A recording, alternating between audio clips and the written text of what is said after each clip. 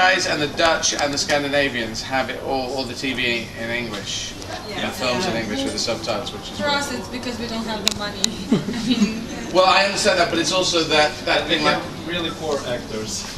well, it's interesting. A lot of Germans speak good English, but they actually have their stuff all dubbed really well in German. I was watching Das Cartel, which is Clear and Present Danger, the Harrison Ford film, and I was watching it and going, hang on, Harrison Ford doesn't speak German. It sounded like Harrison Ford speaking German. He doesn't speak any German. I assumed. So yeah, any questions you want to ask? What's your favorite lipstick color? Oh.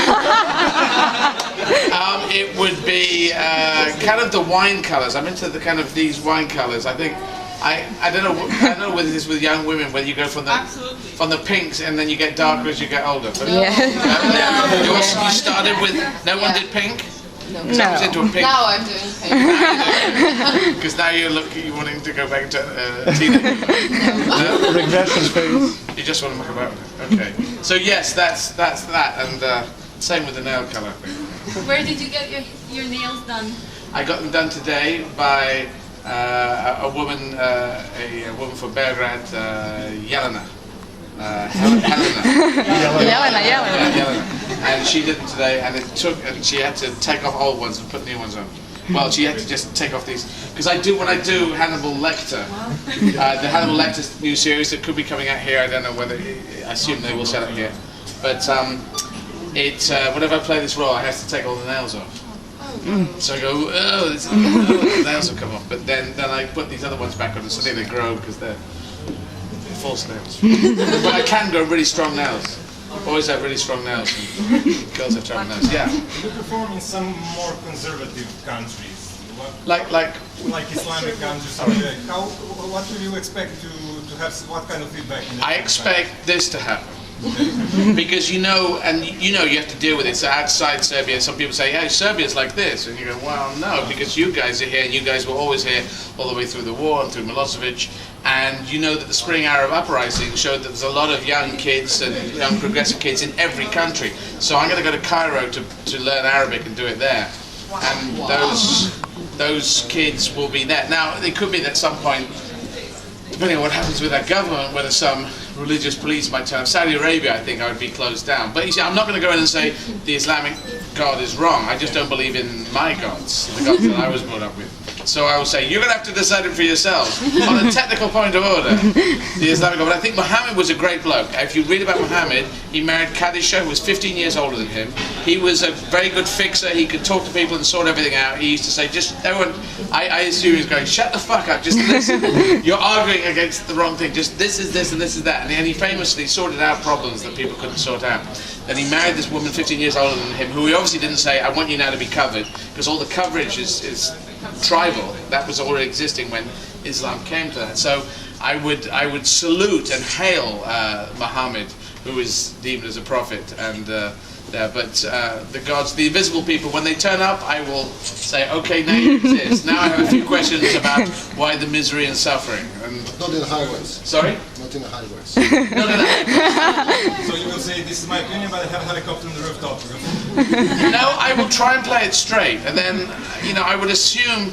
You see, I spent 3 years in Northern Ireland when I was a kid. And I left there in '67, and the Troubles happened in '69. Now, everyone, you probably were watching about Northern Ireland before you had your hellish time, and you were probably assuming everyone's going on boom, boom, boom, boom, boom all the time, but they weren't.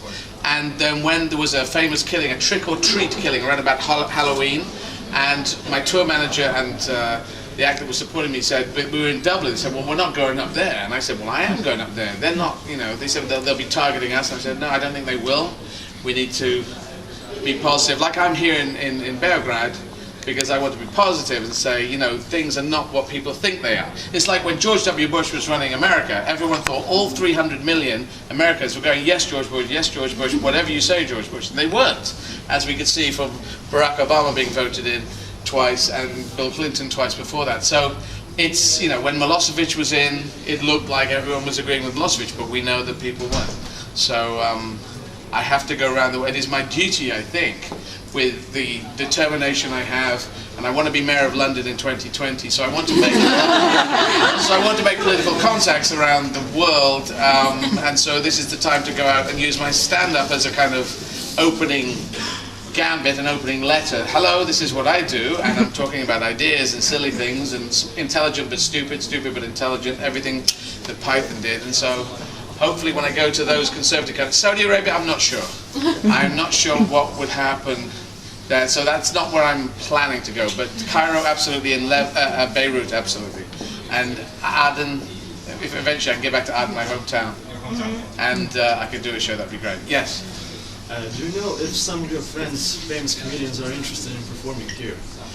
I am trying to persuade them. I am doing this to them. I'm getting Russell Brand. I was trying to persuade to get I'll tell him that you said Russell's very wrapped up in Russell, and he knows that. I was on the chat show with him. I don't know whether you saw this chat show he does. I did. But he wouldn't stop talking, so I got to think, wow, you're more into yourself than I am into myself. Because I have a healthy ego. So I realised it was sort of, you have to, every man for himself in that chat show. But I'm trying to get him to go to Scandinavia, because everyone in Britain sort of feels Scandinavia and Amsterdam, we can grab those first. It'll be slower to get people over, but if I come and I keep coming, Dylan Moran's the other guy. Oh, yes. Yeah, Dylan, okay. Well, Dylan's, or I'll tell, because Dylan has the same promoter as me, and he went into Riga before me, Tallinn, St. Petersburg, Moscow, and Kazakhstan, I think it was. So and he does this because he wants to go on holiday. So it's brilliant. I want to go on holiday here. So he does that, and so he kicks doors open for me. I kick it open for other people, or for him. And basically, Monty Python kicked the doors open for everyone by saying, "Hey, we're already here." Yeah. Since you have the too many supporting roles in blockbusters, you planning more? Since I have what, sorry? Supporting roles. Supporting roles in the Couple. Oh, in the blockbuster films, yeah. Am I planning more supporting roles? No, I'd like to lead. See, I did one in Treasure Island. Was Treasure Island shown here? I don't know whether. I watched it. Well, Treasure Island was. I played John Silver in that one, so I'm looking for lead roles in blockbusters. But, I'm relentless, but I've got 6 years more to play. So before politics comes, so I've just got to move fast. And maybe I have to write my own blockbusters. Definitely. And I'm not the Tom Cruise type for the blockbuster, but I'm more believable. There's a film called 39 Steps, and it's been remade several times. The Hitchcock one. That was a story of someone who, the police thought that he'd done something wrong, so he has to go do this whole adventure where he's trying to prove that he's innocent. That's more believable with me, but I'm not Jason Bourne. I'm not that kind of character. Like that guy in Italian Job or something. In Italian Job, which guy? Yeah, you were some supporting role there. No, not in Italian Job. No, I wasn't. Oceans. But that's a supporting role. But I'd rather be, I did this film called Lost Christmas, Treasure Island, where I played John Silver. Some Kitchen. things. Sorry, yes, Kitchen. yes. Lost Christmas, which is beautiful, and I love that. It's the best work I've done. Yes, I'll go for yours, then I'll go for yours. I was wondering if you were expecting this success in Serbia. Were you surprised when it got sold out?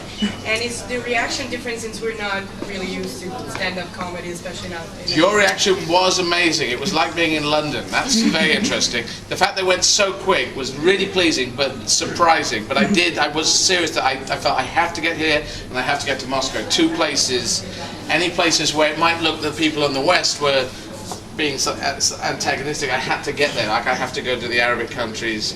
I have to do those things. So I just knew I had to be here, and it was amazing. When they said the first 500 tickets went in 2 hours, and then the next day went as well, very quickly. So that was wonderful, and so I'm very pleased to be here. And the reaction was great. You were so fast as well, very fast. So that's amazing. So well done, you guys. Could you ask Ross Noble to come over? Ross Noble? Okay, I'll tell Ross. I got him on Twitter. He said, I don't like